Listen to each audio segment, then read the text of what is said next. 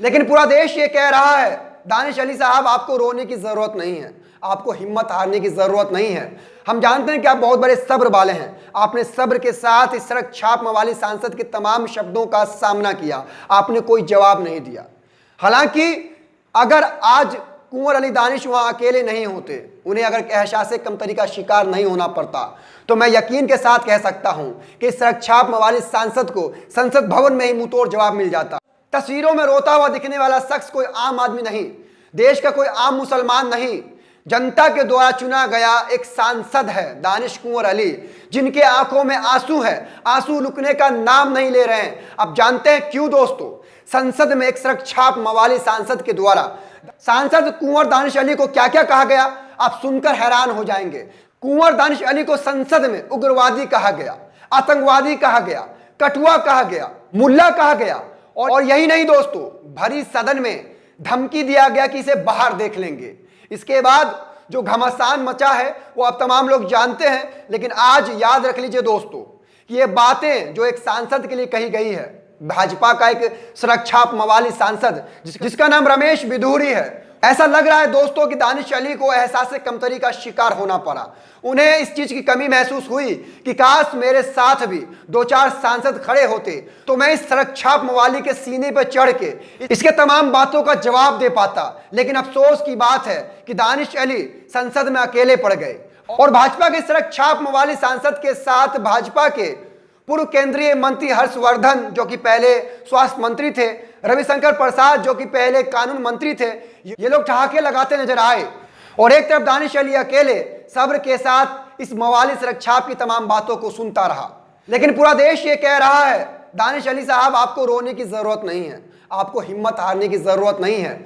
हम जानते हैं कि आप बहुत बड़े सब्र वाले हैं। आपने सब्र के साथ इस सड़क छाप मवाली सांसद के तमाम शब्दों का सामना किया, आपने कोई जवाब नहीं दिया। हालांकि अगर आज कुंवर अली दानिश वहां अकेले नहीं होते, उन्हें अगर एहसास कमतरी का शिकार नहीं होना पड़ता, तो मैं यकीन के साथ कह सकता हूं कि सड़क छाप मवाली सांसद को संसद भवन में ही मुंहतोड़ जवाब मिल जाता। लेकिन क्या कर सकते हैं, अगर बात मुसलमानों की हो तो कोई भी जुबान खोलने को तैयार नहीं होता है। जबकि सोकोल सेकुलर पार्टियां मुसलमानों के रहनुमा बने बैठे हैं, लेकिन यहां मुसलमानों के रहनुमा के साथ जो चीज हुई है आज, उससे आप अंदाजा लगाइए कि देश के मुसलमानों को किन शब्दों का सामना करना पड़ रहा होगा, किन हालातों का सामना करना पड़ रहा होगा। ये तस्वीरें, ये वीडियो साफ बयां कर रही है दोस्तों। अब समझिए, एक सांसद जिसे लाखों लोगों ने वोट देकर संसद भवन भेजा, उसे संसद भवन के अंदर आतंकवादी शब्दों से पुकारा जा रहा है, उग्रवादी शब्दों से पुकारा जा रहा है, मुल्ले कठमुल्ले क्या क्या कहा जा रहा है। तो आप सोचिए, सड़क पे, गांव देहातों में, शहरों में मुसलमानों को किन शब्दों से बुलाया जा रहा होगा, मुसलमान किस तरह से तमाम चीजों को बर्दाश्त करके रह रहे होंगे। ऐसे ही नहीं, लगातार कहा जा रहा है कि देश में इस वक्त माइनॉरिटी सुरक्षित नहीं है। और बड़ी अफसोस की बात है दोस्तों कि एक हेड स्पीच देने वाला सांसद, उस पर कार्रवाई भी नहीं होती है, उसे वार्निंग देकर छोड़ दिया जाता है। जरा कल्पना कर लीजिए, यहां अगर कोई मुस्लिम सांसद होता तो उसका क्या हाल हुआ होता। अरे मुस्लिम सांसद तो छोड़िए साहब, यहां अगर कोई विपक्ष का सांसद होता, उसने अगर किसी भाजपा के सांसद के लिए इस तरह के शब्दों का प्रयोग किया होता, तो सोचिए उसके साथ क्या कुछ हुआ होता दोस्तों। लेकिन आज भाजपा के सड़क छाप सांसद सिर्फ वार्निंग पर छूट गया, इसकी सारी गलतियां माफ हो गई। इसने दानिश अली कुंवर को बड़े सदन में धमकी दी कि तुझे बाहर देख लेंगे, आतंकवादी कहा, उग्रवादी कहा, कठुआ कहा, जाने क्या क्या कहा, लेकिन इसे वार्निंग देकर छोड़ दिया गया। हाँ, भाजपा वाले तो है ही, जब बलात्कारी को संस्कारी कहकर छोड़ सकते हैं, तो रमेश बिधूरी जैसे भड़ुए ने कौन सी बड़ी गलती कर दी जो उसे नहीं छोड़ा जाएगा। बिल्कुल सही बात है। इस पूरे मामले पर सबसे पहले असदुद्दीन ओवैसी साहब ने कड़ा रुख अपनाते हुए ट्वीट किया है दोस्तों। ट्वीट में क्या कुछ कहा है मैं आपको पढ़ के बताना चाहता हूं, आप लोग को जानना बेहद जरूरी है। असदुद्दीन ओवैसी साहब ने लिखा, इस वीडियो में चौंकाने वाला कुछ भी नहीं है। बिल्कुल, क्या है, कुछ भी नहीं है। अरे आए दिन मुसलमानों के साथ ये चीज होता रहता है, आम बात है। भाजपा एक अथाह खाई है, इसलिए हर दिन नया निचला स्तर मिल जाता है। मुझे भरोसा है कि इसके खिलाफ कोई कार्रवाई नहीं होगी। संभावना है कि आगे इसे भाजपा दिल्ली प्रदेश अध्यक्ष बनाया जाएगा।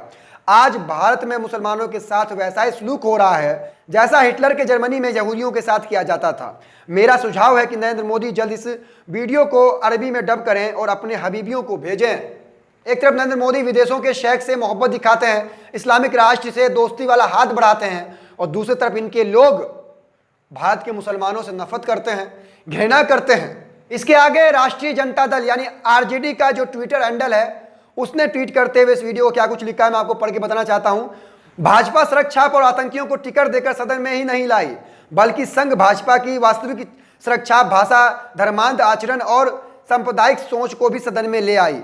नए सदन में अब यही भाजपाई रीत चलेगी, यह सत्तारूढ़ दल और उनके लंफड़ सांसदों ने स्पष्ट कर दिया है। एक और ट्वीट मैं आपको पढ़ के दिखाना चाहता हूं, यह बात मेरे दिल की भी बात है, आप लोग सुनिए और समझिए। कांग्रेस के पूर्व नेता डॉक्टर मिराज हुसैन साहब एक ट्वीट करते हैं। इस ट्वीट में कहीं ना कहीं मेरी भी जो है फीलिंग है, आप समझिए। मिराज हुसैन साहब लिखते हैं, मुझे कुंवर दानिश का मीडिया में आकर रोना बिल्कुल पसंद नहीं आया। मेरा मानना है कि अगर मैं संसद सदस्य होता तो विधूड़ी को सदन के पटल पर ही मुंहतोड़ जवाब देता, चाहे क्यों ना मेरी सदस्यता चली जाती, क्योंकि जो लोग अपने हक के लिए खुद नहीं लड़ सकते उन्हें कोई इंसाफ नहीं देने वाला है। बिल्कुल सही बात है। मैं तो रमेश विधूड़ी को कहना चाहता हूं कि जरा होशियार रहना। दानिश अली साहब सब्र वाले थे, आप बच गए। अगर वही कोई लौंडे लपाटे होते तो आपके भाषा में ही आपको जवाब मिलता, और हो सकता है कि आपके भाषा से बढ़ के भी आपको जवाब मिल सकता था, लेकिन आप बच गए क्योंकि सब्र वाले हैं दानिश अली साहब, जिन्होंने सब्र के साथ आपके तमाम गालियों को बर्दाश्त कर लिया। और आज दानिश साहब रोने को बेबस लाचार मजबूर हैं, क्योंकि उन्होंने आपके तमाम गालियों को बर्दाश्त कर लिया। अगर आज वो आपके सीने पे चढ़ के आपके तमाम बातों का जवाब दे देते तो आज उनकी आंखों में आंसू नहीं आता। खैर, आंसुओं का भी हिसाब होगा जल्द ही। आप जानते हैं कि अल्लाह के घर में देर है, अंधेर नहीं है।